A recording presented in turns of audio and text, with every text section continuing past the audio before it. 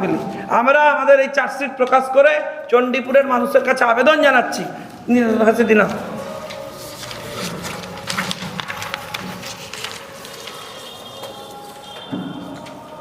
আচ্ছা, আমরা আবেদন জানাচ্ছি যে আগামী দিনে যাতে আমাদেরকে চণ্ডীপুরে চার্জশিট প্রকাশ করতে না হয়, আপনারা আমাদের ভারতীয় জনতা পার্টির যিনি প্রার্থী হবেন তাকে আশীর্বাদ করবেন, যাতে আগামী দিনে ভারতীয় জনতা পার্টির সরকার চণ্ডীপুরে তারা কি কাজ করেছে তার প্রোগ্রেস রিপোর্ট আগামী নির্বাচনের পর চণ্ডীপুরে প্রকাশ করতে পারে। আর নির্বাচনের আগে আমরা ম্যানিফেস্টো বার করব, তাতে আমরা জানাবো আমরা কি কি নির্দিষ্ট কাজ করেছি। ইতিমধ্যেই তো আপনারা জানেন রেল হয়েছে, একাধিক কাজ হবে, সেগুলো আমরা জানাবো। কংগ্রেসের পক্ষ থেকে দাবি করেছিলেন যে চণ্ডীপুরে নিকাশি ব্যবস্থা তারা বিশেষ করে চণ্ডীপুর খাল যেটা নরঘাট খাল যেটা পূর্ব মেদিনীপুর জেলা পরিষদ থেকে তারা সংস্কারের কাজ শুরু করেছিল, কি বলবেন এই প্রসঙ্গে? শুনুন, কোনো সংস্কার হচ্ছে না।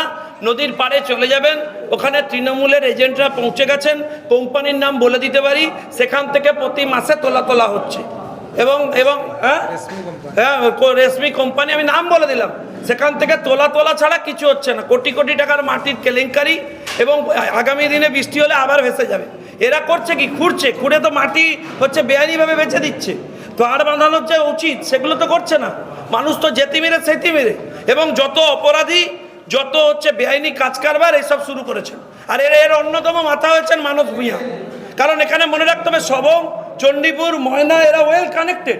এই জোনটায় কোনো হচ্ছে সংস্কারের কাজ হয় না, পুরো বেআইনি কাজকর্ম করেছেন। এবং আমি আপনাকে বলছি যে মাস্টার প্ল্যান হয়েছিল ভগবানপুরের ওপরে ভিত্তি করে, সেই মাস্টার প্ল্যানের অনেক জমির ওপরে তৃণমূলের বহু গুন্ডার নেতা তাদেরকে জমি অধিগ্রহণ করে বসিয়ে দিয়েছে।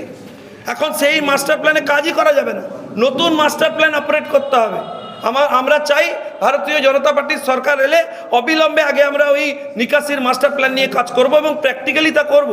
এরা তো এর আগে বলেছিল ঘাটাল মাস্টার প্ল্যান করবে, সর্বনাশ করে দিয়েছে পুরো কেলেগাইটার।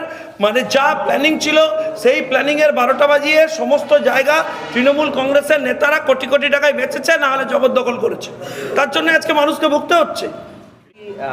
অনেকটা অংশ 116B ন্যাশনাল হাইওয়ের ওপর দিয়ে বিস্তৃত আছে। আমাদের এখানকার সাধারণ মানুষের নিত্যদিনকার একটা আশঙ্কাজনক অবস্থা তৈরি হয়েছে, যেখানে প্রতিনিয়ত একটি করে প্রাণ যাচ্ছে, নিরাপরাধ প্রাণগুলো যাচ্ছে। তো সেই জায়গায় প্রশাসনের কোনো সেই রকম সদর্থক উত্তর আমরা পাইনি।